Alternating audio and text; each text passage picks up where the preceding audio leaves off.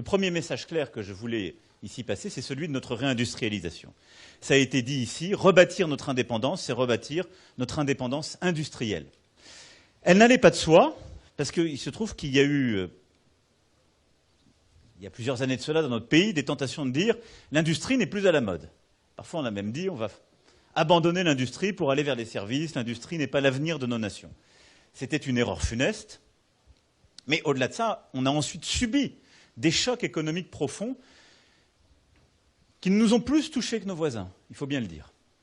Et c'est ce qui fait que la France, après la grande crise financière de 2008-2012, a détruit ainsi, entre 2010 et 2015, plus de 400 usines. C'est ça la réalité de notre pays.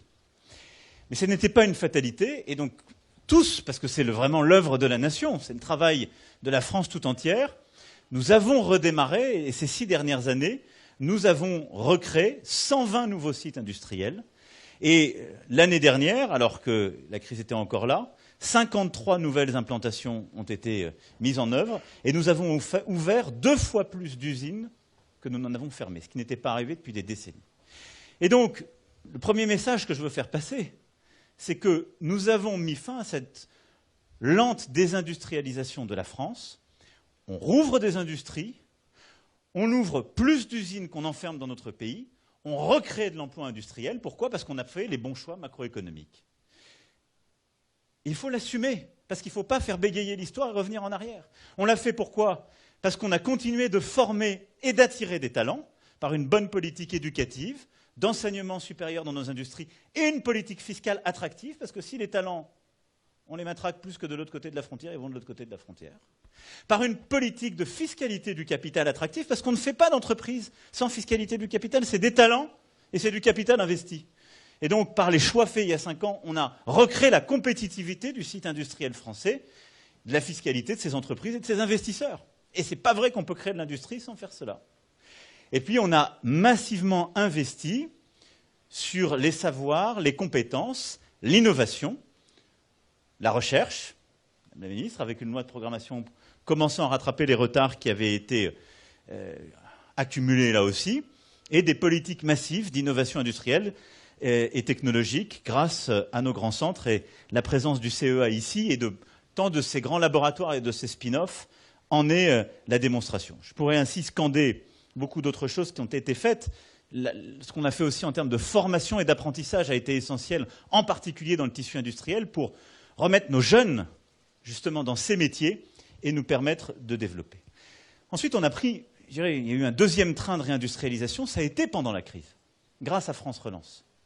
Parce qu'avec France Relance, on a développé au niveau européen un plan industriel, mais on l'a décliné en France avec, vous le savez, 100 milliards d'euros d'investissement, dont 35 sur l'industrie, et une réindustrialisation numérique et verte.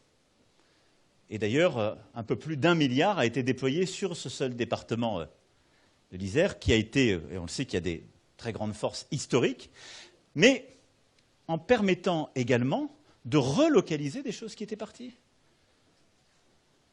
Le précédent Premier ministre, Jean Castex, était à vos côtés il y a quelques mois pour aussi rouvrir les usines de paracétamol. Paracétamol avait quitté la France, sa production. On a investi, on va le refaire chez nous. On pourrait citer les bottes Aigle et beaucoup d'autres. Et là aussi, c'est de l'empreinte industrielle, c'est du coût du capital humain, c'est de la formation, ce sont des emplois, ce sont des embauches, ce qui nous a permis de créer ces dernières années 1 200 000 emplois nets dans notre pays. Et donc c'est toute cette stratégie qu'on va poursuivre dans les prochains mois et les prochaines années, en continuant de baisser les impôts de production des entreprises, parce qu'on est un peu décalé par rapport à certains de nos voisins, c'est ce qui leur permet de continuer à investir et à embaucher, et puis en investissant, et ça c'est le cœur de ce qu'est France 2030, cher Bruno, avec 54 milliards d'euros qui sont en train d'être investis. Et là, c'est plus France Relance. On ne répare pas, on ne relocalise pas, on ne consolide pas.